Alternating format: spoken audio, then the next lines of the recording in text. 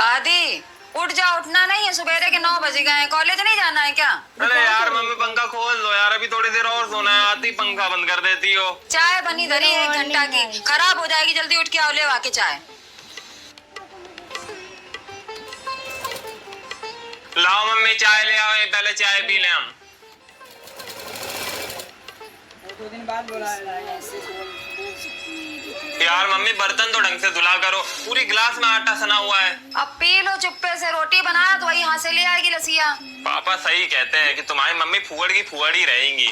कोई बात नहीं, हम बेटा फुहड़ से और फुहड़ ही बने रहेंगे। तुम अपने लिए पढ़ी लिखी ले आना। लाओ कपड़ा धोने जा रहा है, दे दो। वही बगत में पड़े हैं, धुल देना। और हाँ, इस बार जे चेक कर लेना, कल पापा की सारी पर्चियां गीली कर दी थी। मम्मी ये शर्ट नहीं धोई थी क्या? धोई तो थी। तो कॉलर हाथ से रगड़ के धुल दिया करो, कितना गंदा रखा हुआ है कॉलर। पता नहीं किस चीज की जल्दी रहती है तुम्हें। साफ तो है, कहाँ गंदी है। तुम रहने दो, तुम्हें नहीं दिखाई पड़ेगा। हाँ, दलिया खा लिया करो बना के, मूंग की दाल खा लिया करो। हाँ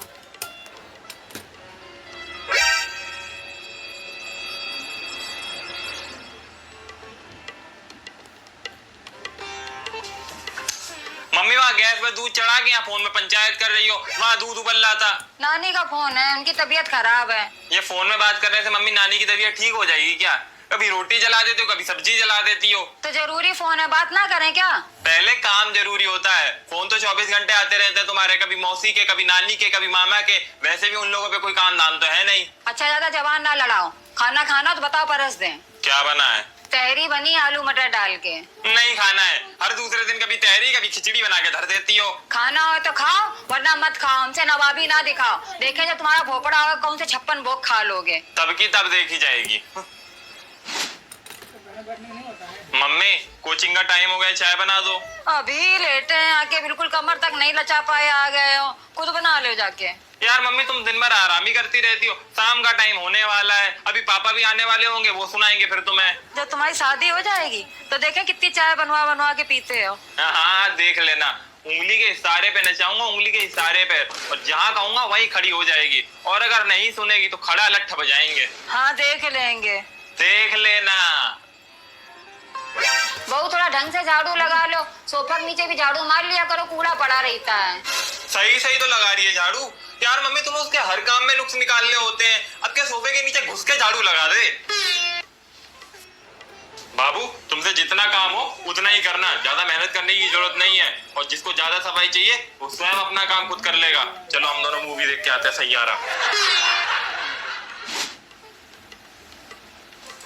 बहू थोड़ा ध्यान से कपड़ा धो लिया करो, देखो कॉलर में कितना मैल लगा है। कितना और अच्छे से धुले मम्मी है, तुमने अभी उससे कुंटल भर कपड़े धुलवा लिए, अभी उसके हाथ की मेहंदी तक नहीं छूटी है, लेकिन तुम पूरे घर का मैल छुटवाने के पीछे पड़ी हो। चलो बाबू तुम चलो, आराम करो चल के, और जिसको जो भी सफाई चाहिए वो स्वयं कर लेगा। स्वयं। बहू थोड़ा ढंग से बर्तन धो लिया करो, कल भगोना में जूठन भरी रह गई थी, घिन आती है। क्या तुम्हारी मम्मी ने बर्तन धोना भी नहीं सिखाया तुम्हें? मम्मी यार तुम तो उस बेचारी के पीछे पड़ गई हो, वो क्या हमेशा अपने घर में बर्तन ही धुलती रहती थी, अब उसे नहीं आता है तो तुम धुल दिया करो बर्तन। तुम्हारी तो आदत हो गई हर काम में नुक्स निकालने की। बाबू तुम बाहर आओ, किचन से बाहर निकलो, वहाँ वैसे ही बहुत गर्मी हो रही है। जिसको बर्तन साफ चाहिए वो स्वयं धुल लेगा। लो बाबू सेब खा लो, सुबह से काम कर रही हो, कमजोरी आ गई होगी। जब देखो तब तुम दोनों लोग लैला मजनू जैसे कमरे में घुसे रहते हो। शाम होने वाली है, जाओ वो चाय बना के लाओ जाके। बैठो इधर। मम्मी इसकी तबीयत खराब हो गई है, सुबह से काम कर करके बेचारी बीमार हो गई है, लेकिन तुम्हें वो तो दिखाई देगा नहीं, सुबह से बस काम करवाए पड़ी हो।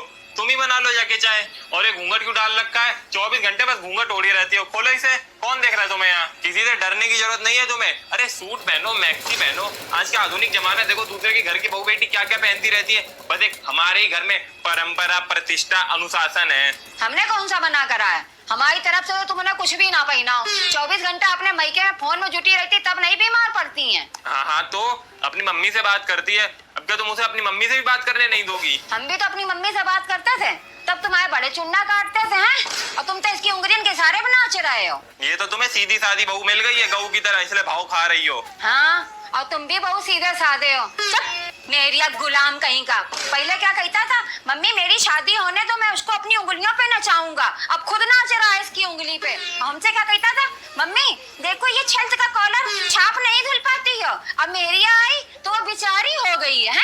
देखो मम्मी, अगर तुम्हें ज्यादा तकलीफ है तो हम लोग को चूल्हा अलग कर दो, लेकिन हमसे इसकी तकलीफ नहीं देखी जाएगी। अगर कोई आती ना इसकी जगह दूसरी, फिर तुम्हें पता चलता आ गई है सीधी सादी गऊ। बेटा जी चूल्हा तो अलग नहीं होगा इस घर में हमारे जीते जी। तुम्हें ज्यादा दिक्कत और प्रॉब्लम हो रही हो तो अपना डेयरी डंबर उठाओ, इस घर से निकलो, कहीं कमरा ले जाके अलग। हम कहाँ लग जाए मम्मी, हमारे पास कौन सी व्यवस्था है। ससुराल चले जाओ, वहाँ तुम्हारे बाबू छोना को काम भी नहीं करना पड़ेगा और तुम्हारी सास तुम्हें रोटी बना बना के खवाएंगी। निकलो यहाँ से फटाफट, समझ रहे हो?